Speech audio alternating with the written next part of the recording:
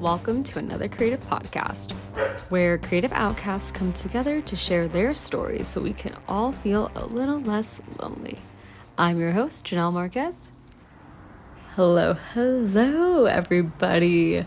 Welcome to another episode. I'm so happy you're here, whether you're watching or listening. Today, we're just going to go right into it and get real and get deep about the reality of being a freelancer. This is one of those topics I feel like creatives don't really ever talk about unless they've made it quite big and then want to tell their story, which is super cool. But I think a lot of people don't really see or talk about their current relationship and the ever-changing relationship between a creative and running a business, especially freelancing. Over the years, I have had an on and off relationship with freelancing.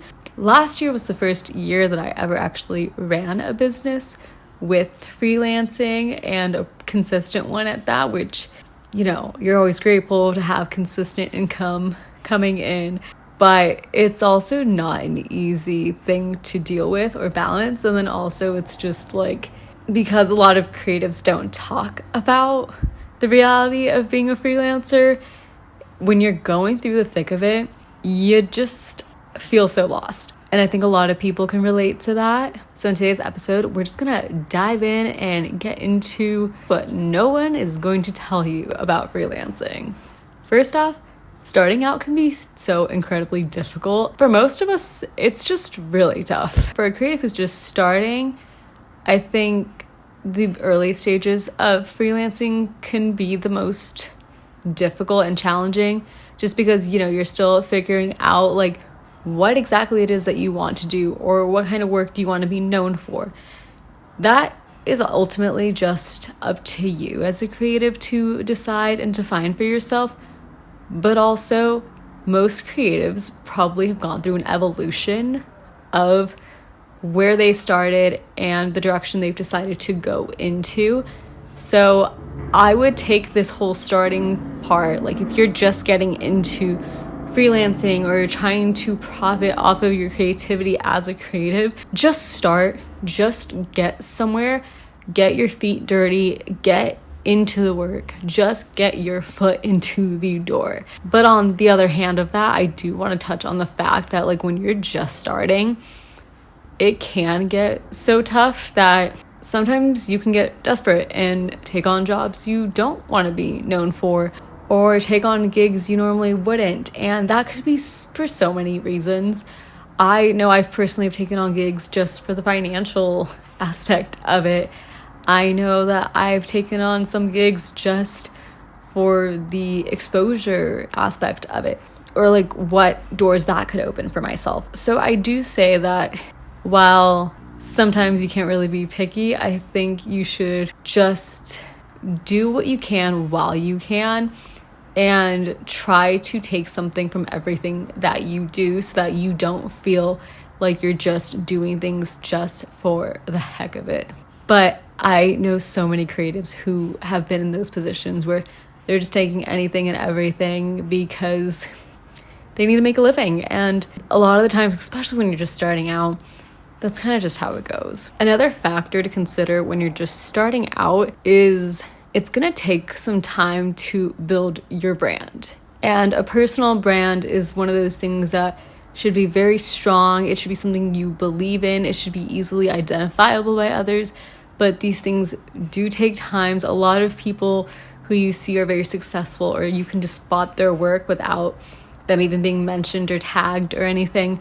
That took so long. Those things don't happen overnight. Like Sabrina Carpenter is an artist who some people have called her an overnight success, but I think that is slowly chipped away as people realize that she's been in the fame industry for over 10 years, and she's released so many albums prior to Emails I Can't Send. But once she got with like a stylist and a team that really honed in on identifying like what her signature look is, the way she moves, down to like her makeup and all those aspects that go into building a strong brand, those things take time. And when you're just starting out, that's going to take quite a bit. And I'm here to remind you that it takes time. I currently am actually going through a rebrand because I felt like my first round of branding for Creative Outcast wasn't strong enough. It also just didn't feel like it was me. It felt very safe and soft, and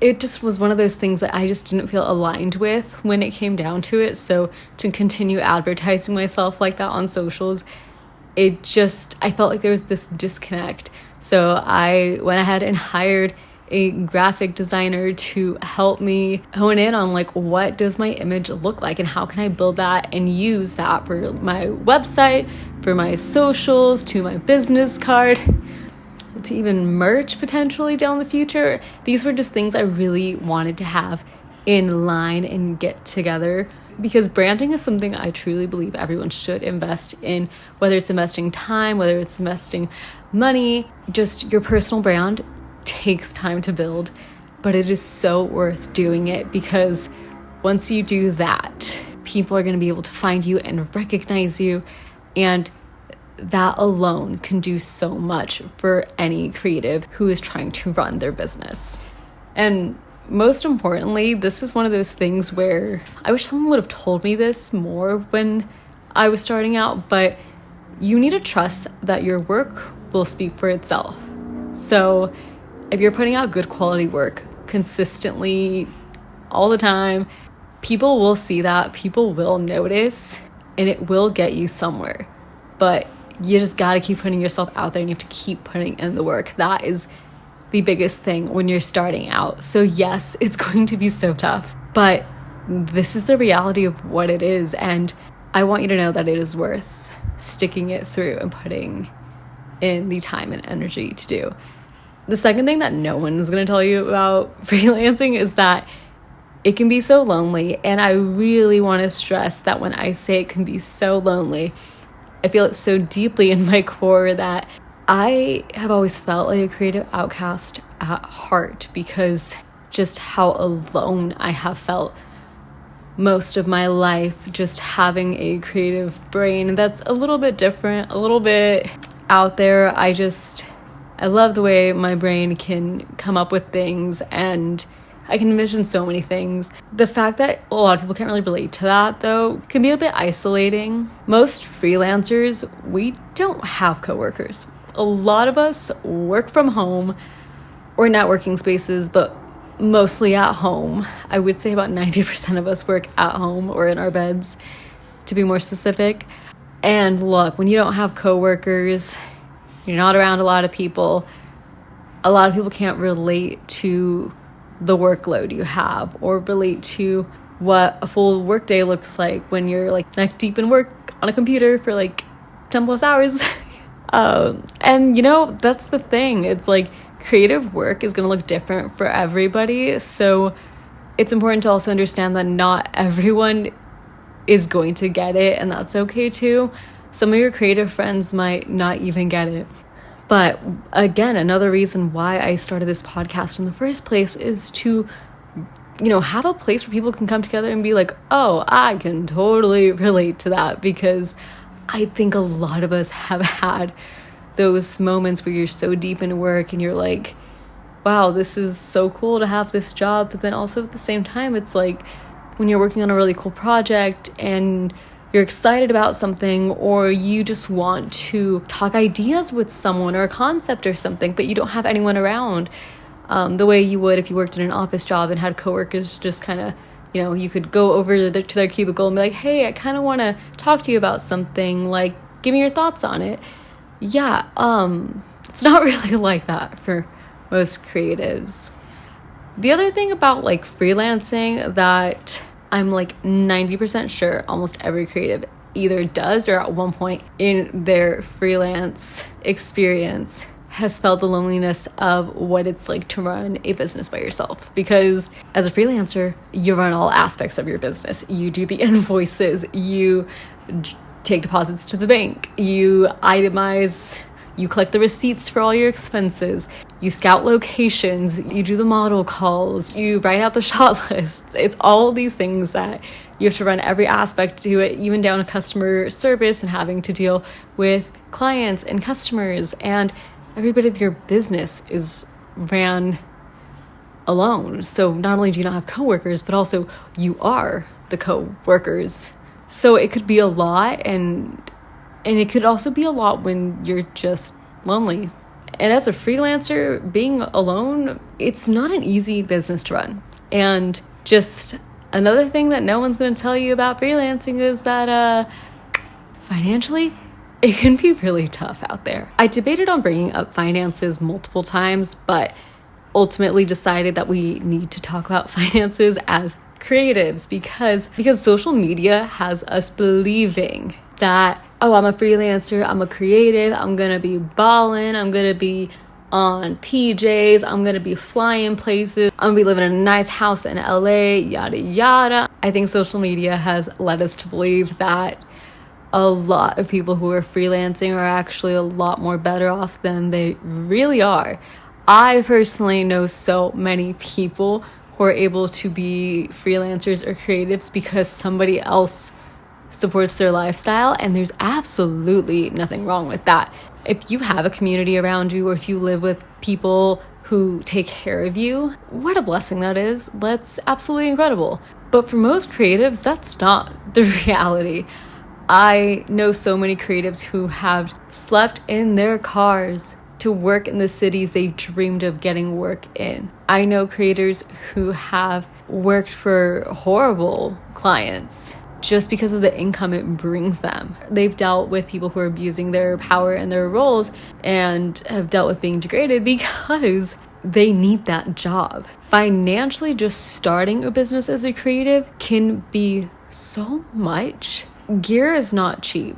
Nowadays, you can find most things secondhand. But the reality is, for most creatives, the financial aspect of being a creative just isn't talked about enough, because I think most of us are in that boat where we're just trying to make enough to make a living and be fine.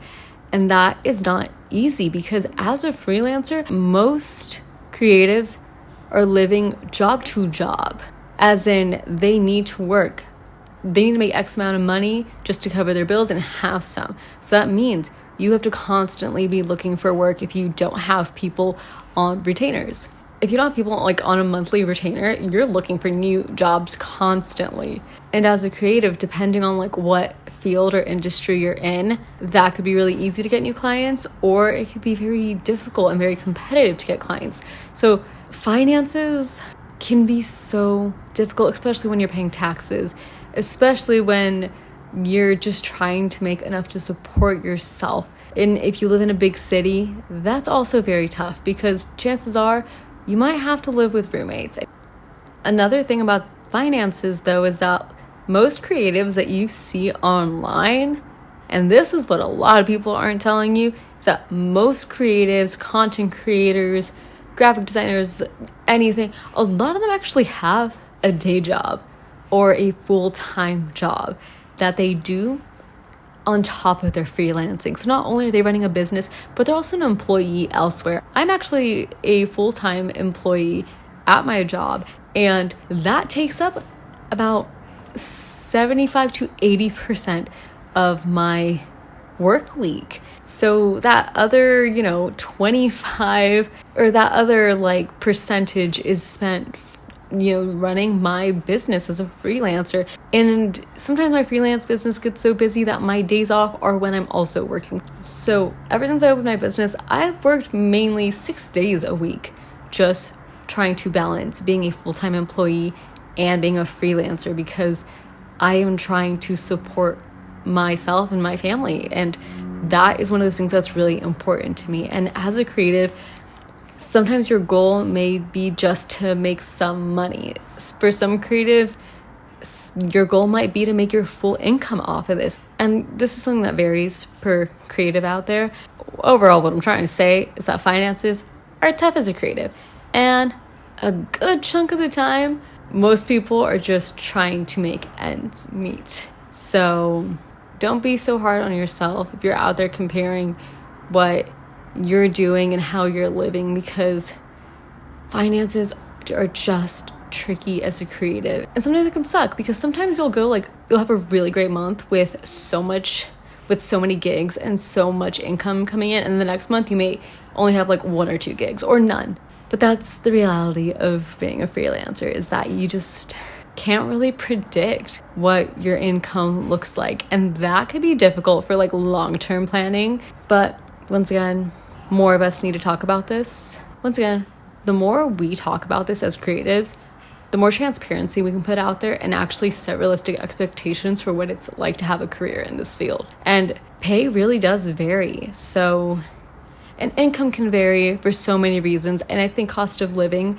is also something people don't really factor in. And look, I understand that finances can be such a touchy subject to talk about because it does vary by creative. But just remember, like, what you see online, the lifestyles you see some creatives living is not always what it seems.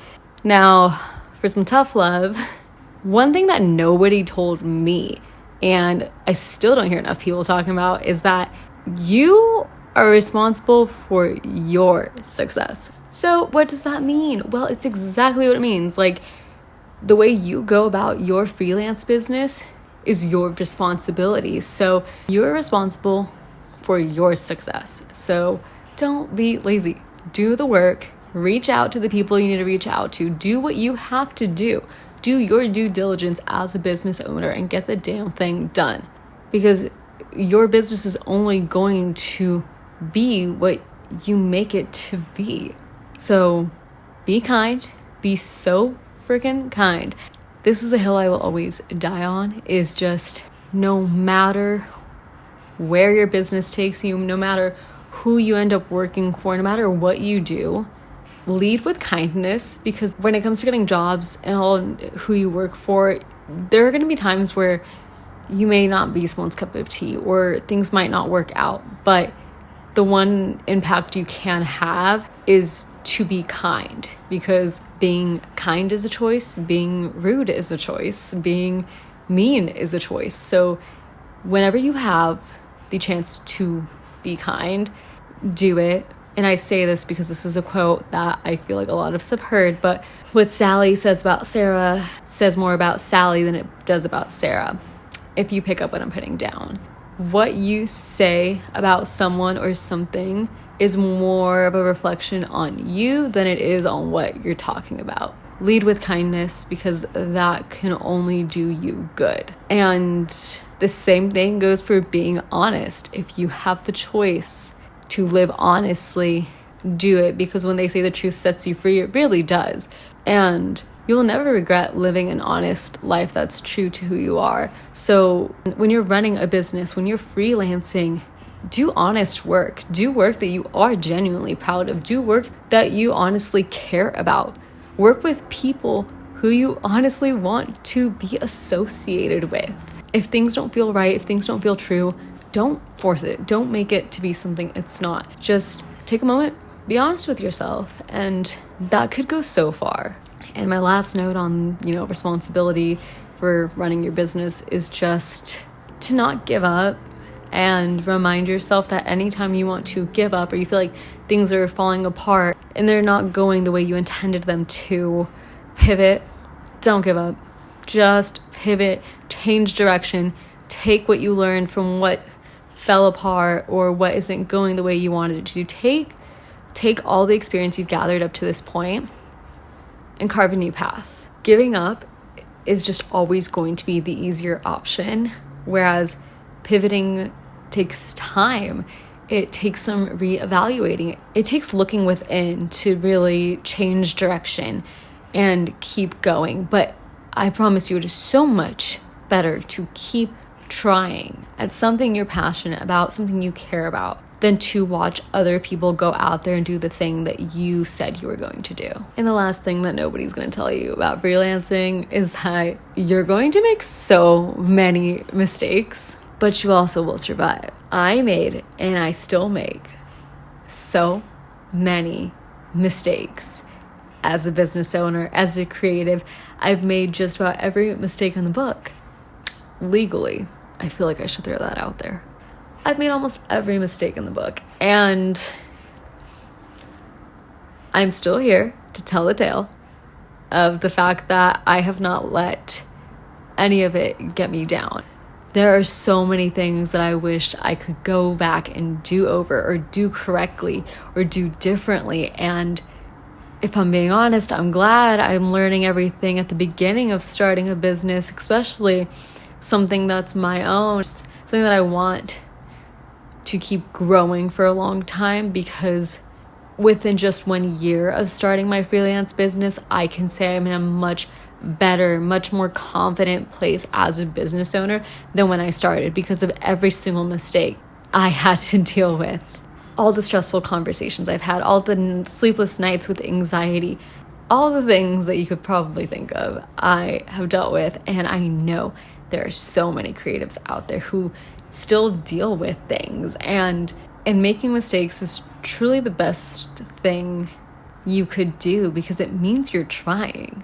And if you're someone who's like me, who's dealt with being a perfectionist, making these mistakes, especially as a business owner, someone who freelances, it almost feels like you're one mistake away from everything falling apart, everything just completely hitting the floor. But that's actually not the case. If anything, you're getting one step closer to where you need to be. And the important thing is just to make sure that you actually learn from your mistakes. And if you can take what you learn and make something better out of it, then you did your best. And as a creative, I think we're all just really trying to be our best because we care.